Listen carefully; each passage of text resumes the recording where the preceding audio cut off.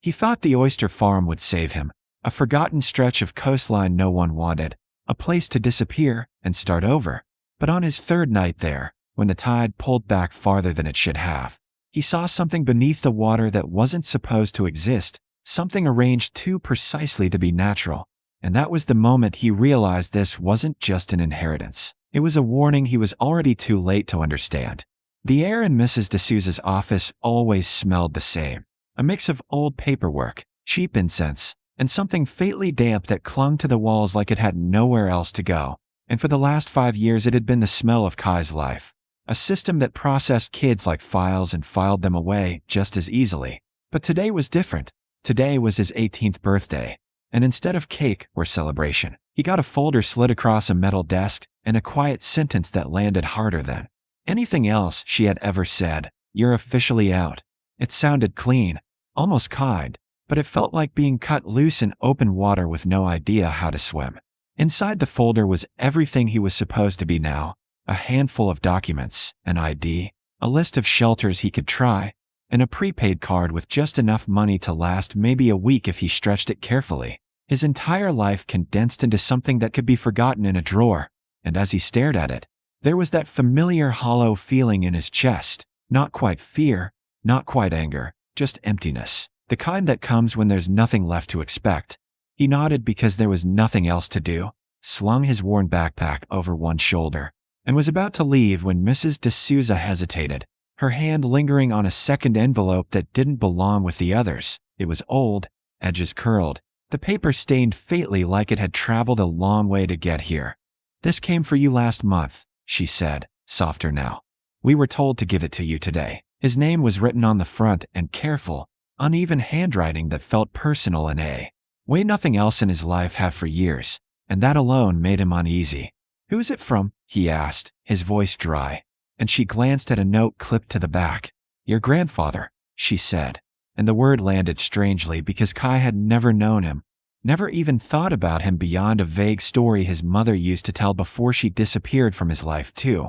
A man who lived by the sea, a man who chose distance over family, another absence to add to the list. And for a moment, he considered pushing the envelope back across the desk, rejecting it on principle.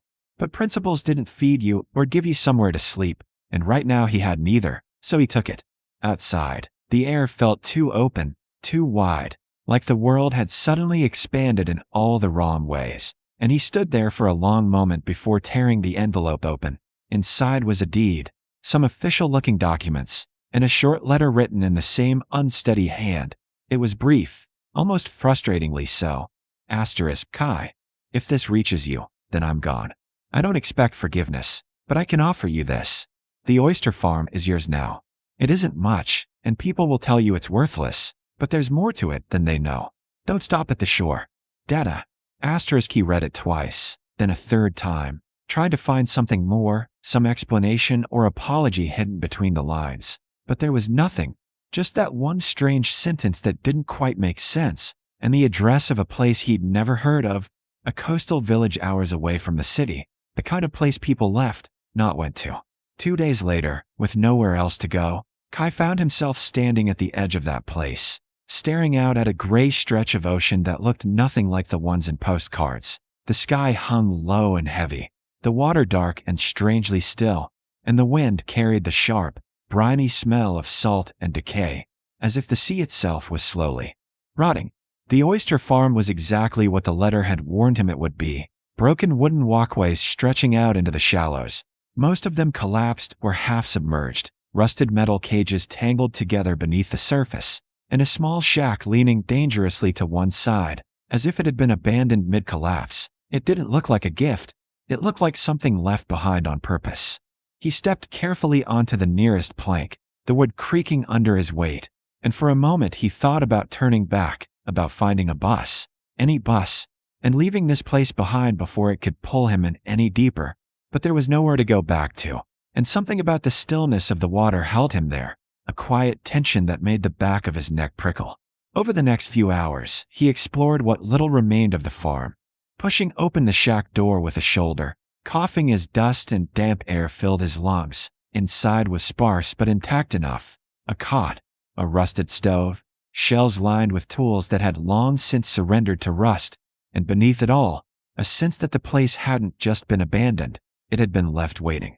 As evening settled in, the tide began to shift, pulling away from the shore in a slow, deliberate motion, exposing more of the muddy seabed than Kai had noticed before, and that was when he saw it, something beneath the surface, not moving, not alive, but wrong in a way he couldn't explain, shapes that didn't match the randomness of nature, lines too straight, spacing too even, like someone had arranged them with intention. And he stepped closer to the edge of the dock, squinting into the fading light, trying to make sense of what he was seeing, because this wasn't just an oyster farm, not really, and whatever it had been before, whatever his grandfather had meant by "don't stop at the shore," was still out there, just beneath the water, waiting for the tide to pull back far enough for someone to finally notice.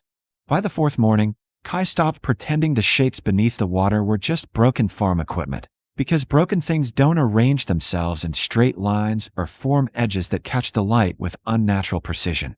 And more than that, they don't make your skin crawl every time the tide pulls back and reveals a little more of them. The nights in the shack were restless, filled with the constant hush of the ocean and the creaking of old wood shifting in the wind, sounds that felt less like noise and more like something trying to say just enough to keep him awake. And by morning, he found himself working just to stay grounded, patching holes, sorting tools, doing anything that made the place feel less like it was watching him. It was during one of those long, quiet hours that he found the locker beneath the warped floorboards, a metal hatch sealed tight with years of salt and neglect, and when he forced it open, what he found inside didn't belong to an oyster farm at all. A diving suit, tanks, sealed containers, and a bundle of notebooks wrapped carefully, as if they mattered more than anything else in the room. The handwriting inside was the same as the letter, his grandfather's, but the content was different, precise, obsessive, filled with tide charts, measurements, and sketches of the seabed that grew more structured the further he read, until it was impossible to ignore what they showed. Not random formations, but something built, something placed there deliberately. Not natural. One line read, pressed deep into the page, and another circled word stood out again and again, beds, as if the oyster farm itself had been nothing more than a cover for what lay beneath it. That afternoon, when the tide receded, Kai didn't hesitate. He dragged the diving gear to the shore, the weight unfamiliar but steadying, and stepped into the cold water, each movement slow as he waded out to where the shapes began. And when he finally submerged, the world narrowed to murky light and drifting silt. But it was enough to see the truth up close. The structures weren't just shapes. They were surfaces, walls, edges too smooth and intentional to be natural, forming patterns that stretched farther than he could see. And then, half buried in the seabed, he found the thing that made everything else fall into place, a dark metal surface set at an angle, worn but intact, with a circular seam cutting through its center. A hatch. The word came to him instantly, and with it, a sudden, heavy understanding that this wasn't ancient. This wasn't forgotten by time. It had been left here, sealed on purpose. He surfaced quickly, breath coming hard, the cold barely registering anymore as the realization settled in. And back in the shack, he tore through the remaining pages of the journals until he found what he was looking for, the final entries, shorter, less controlled, as if certainty had given way to something else. Artificial installation confirmed. One read, "No record exists." The next, still sealed. And the last, written in heavier strokes that seemed to press straight through the page. Some doors are meant to stay closed. Kai sat there for a long time, the notebook open in his hands, the sound of the tide beginning to creep back in through the silence. And for the first time, the letter made sense, not just as an inheritance, but as a warning, because whatever his grandfather had found out there beneath the water, he had chosen to leave it untouched, and now that choice wasn't his anymore. By the time the next low tide came, Kai already knew he wasn't going to walk away, because leaving would mean going back to being nothing again, and for the first time in his life, he had something that felt like it was his, even if it came with a weight he didn't fully understand. The ocean had gone quiet in that strange way it did just before revealing its secrets, the water pulling back farther than before, exposing more of the dark shapes below, and this time he didn't hesitate. He moved with purpose, dragging the diving gear into place, his hands steady despite the tightness in his chest. The descent felt different now, less like exploration and more like crossing a line he wouldn't be able to uncross. And when he reached the hatch again, half buried in the seabed, it no longer looked like a mystery. It looked like a decision waiting to be made. He hovered there for a moment, remembering the last line from the journal, "Some doors are meant to stay closed." And for a split second, he almost believed it. Almost convinced himself that whatever was down there wasn't worth the risk. But then another thought pushed through, quieter but stronger, that his grandfather hadn't left him this place just to protect the secret. He had left it because he couldn't face it, and now that burden had passed on.